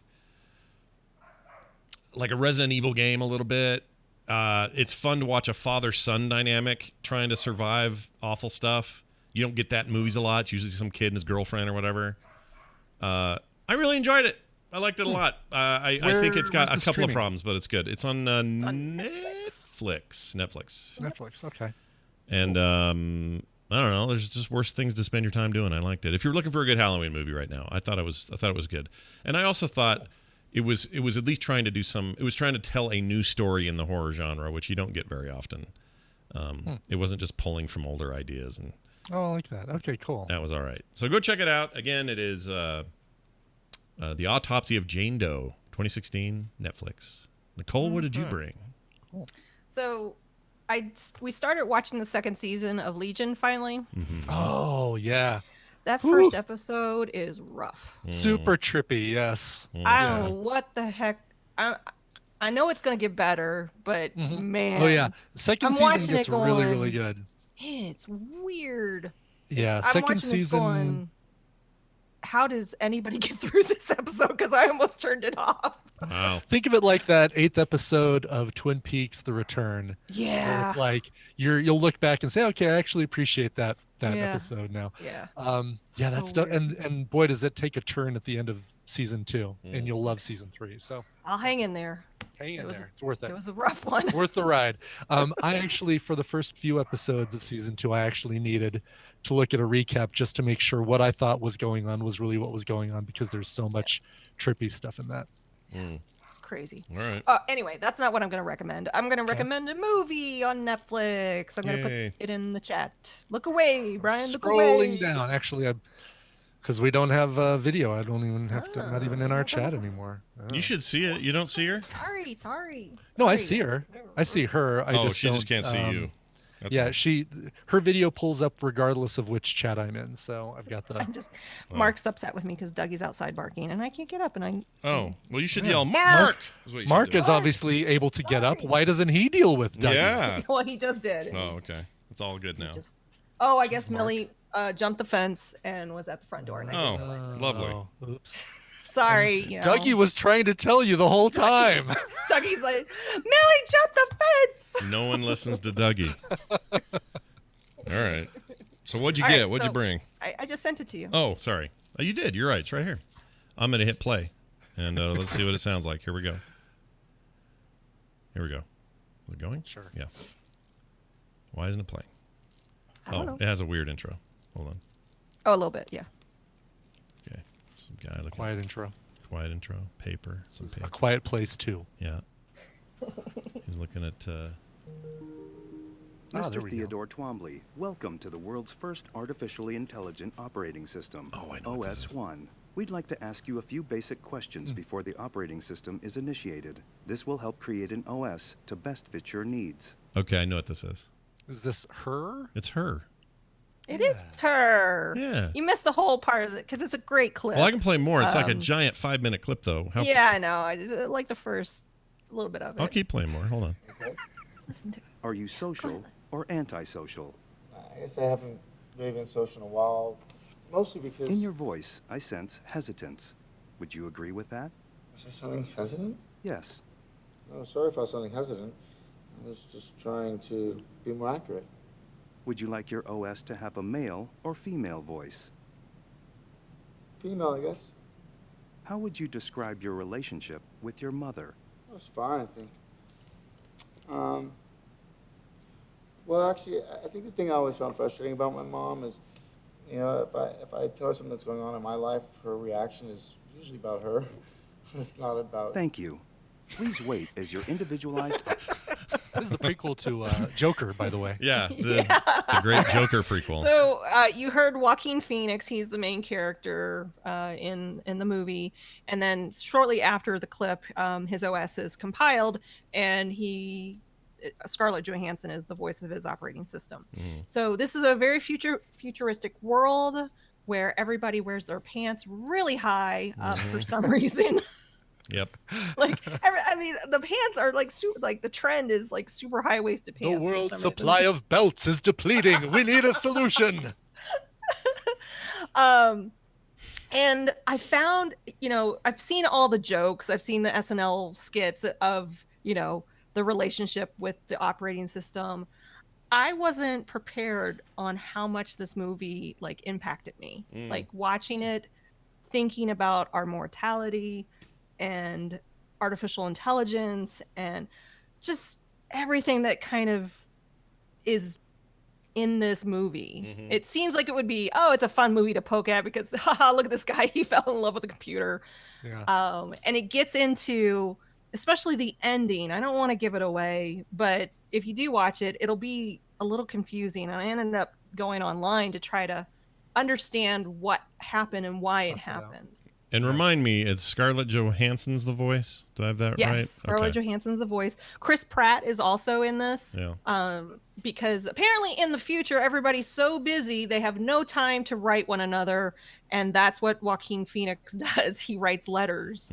Right. That's right. I forgot that such a was his job. Yeah. Yeah. I was like, what in the world It's an is going on? it's a very odd movie for sure. Were you inspired to watch this because of that new Adam Devine movie that's coming out, Jixie No. or Jinxie or okay? Oh, yeah. I saw the clips to that. I had been wanting to watch her since it came out, and I never got to the movie theater, and it's now on Netflix, and I was like, "Ooh, I need to get back to that." So Cool. that's Oh. honestly it's been on my like It's a bucket good- list for a while. Yeah, it's a good flick. Jexy. Yeah. This came out or is coming out this year. Yeah, it's in the next couple of weeks, isn't it? Yeah, reviews are already coming in, so it looks like it's coming Mhm. real soon. Okay, I hadn't heard of that. Ooh, The it's got Rose I think Byrne the in it. writing Love her. in her is amazing, like how she is evolving the operating system. Oh, Amy, what's her name? Winehouse. Adams is in Oh. it as well. Oh, I like her. She's a competing Android device. So's what's her name from the Tron movie? What's She's not. She's not. What's the Tron lady? What's her name?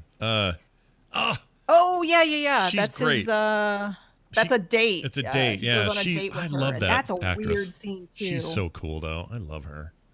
I like that chick a lot. I thought I recognized her. I couldn't place her. Olivia though. Wilde? Olivia Wilde. Cool. Yeah. I forgot Yes, that she Olivia was in that. Wilde's in Oh it. yeah. Yeah, she's very good.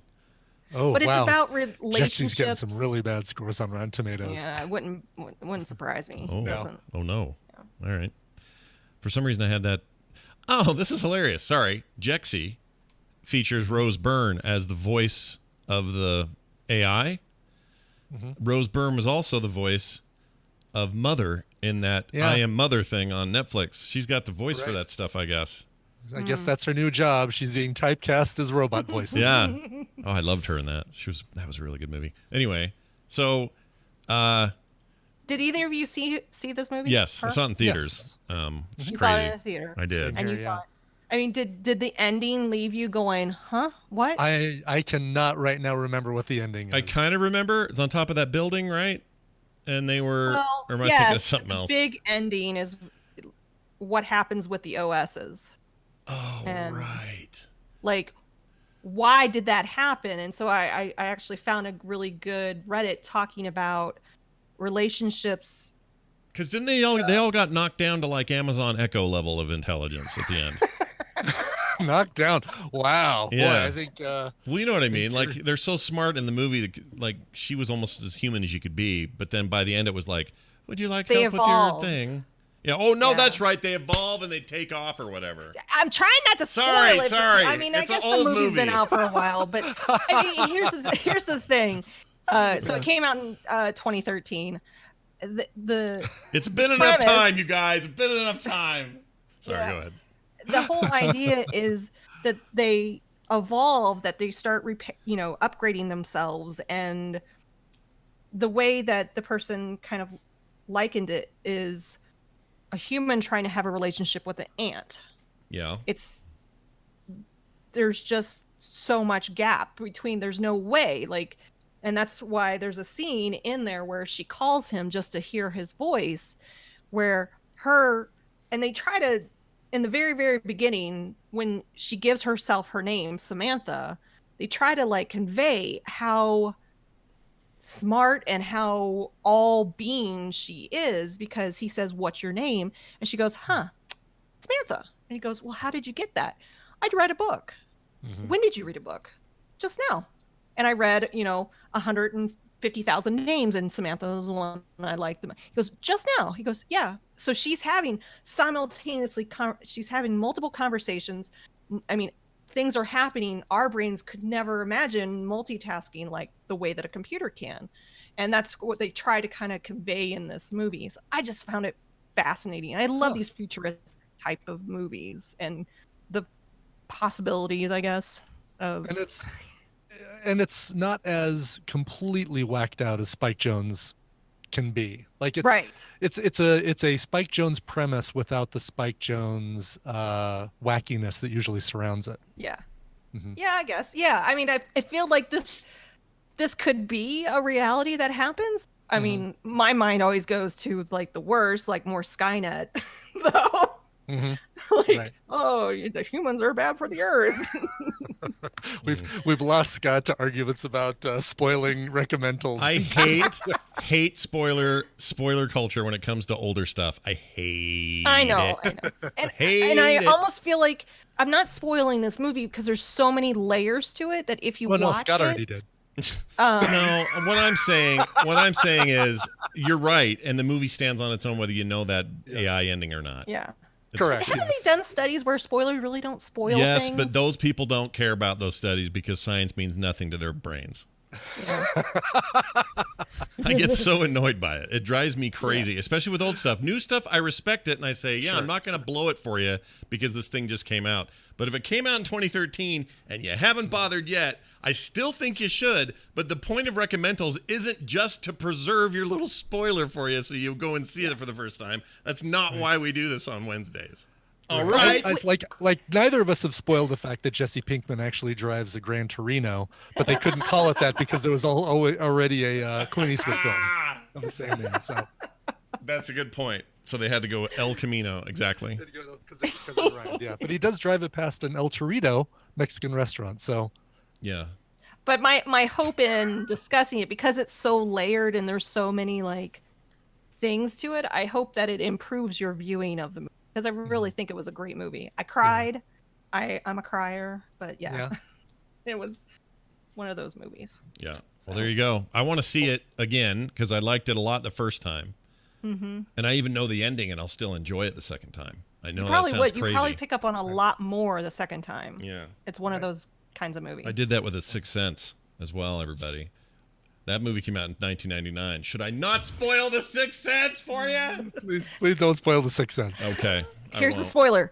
Donnie Wahlberg is in it. Oh my God. In his underwear too. The Blue Bloods guy? Oh, the Blue Bloods guy. He was nothing. He was still New Kids guy. Right, oh, were they still a band then? I didn't know that. That's crazy. I thought they were done. Well, I mean, that's what he was known for. Well, that's all he was known for, yeah. Yeah, he hadn't broken into acting at all, and he was very good in that. Right. I honestly didn't recognize him. I had to watch it twice. Yeah, he got all skinny and stuff. And he's actually, speaking of Blue Bloods, which I was not super keen on. It was okay. My wife watched the whole thing through, whatever's available of it. And I will say he's great in it. Like I think he's the underrated Wahlberg. He might be my favorite of the Wahlbergs. He's a good actor. Do you like their cheeseburgers? I've never had a Wahlburger. I want one. Me neither. But I've never had one. Where do you get those? I don't live in a state that has There's a Wahlburger in Vegas at the Bally's. Okay, next trip to That's Vegas. the only place I know of where you can near us where we can get one of those. So like next time we're all in Vegas, we'll have to go get a Wahlburger. Nice. That's okay. That's all right. Spoiler, it's got meat in it. Yeah, it's got what? Brian! Brian, you broke the cardinal rule of spoiler culture. Nicole, that's awesome. She will, of course, have all of these in some sort of readable, clickable format on Twitter. So if you follow her there at Nicole Spag, it will be to your great benefit because you'll be able to find this stuff super easy. And I recommend that you do Nicole Spag on Twitter. That's Nicole Spag on Twitter. Nicole, have a fantastic day. Yeah. Bye now. Tell Mark to take care of that dog. All right, Brian, we're done with the show, except I have an email I'd like to read if you are willing. Email? Yeah. Yeah. Okay, here you go. Here's the email. This is from Sylvie, Sylvie, I guess is how you would say Sylvie. Uh-huh. Hi, salmon and beta fish. I've done the spa treatment where the little fish eat the dead skin off your feet several times in Seoul, South Korea. We were talking about this yesterday. Mm-hmm. I really liked it. You start by washing your feet and lower leg to ensure that your feet aren't dirty or sweaty. The key to limiting the tickling of the fish eating your skin is to keep your feet in the whole time. Your brain is programmed to notice change. So if you keep pulling your feet out and putting them back in, you will keep feeling the tickling sensation. The tank and the fish should be well cared for to ensure your health. Just wanted to chime in. Thanks for all you do, Sylvie. Cool. I'm going to do this, I think, and I just got to pick a place where I can get a little fish Yeah, thing. it'd be fun to try it out.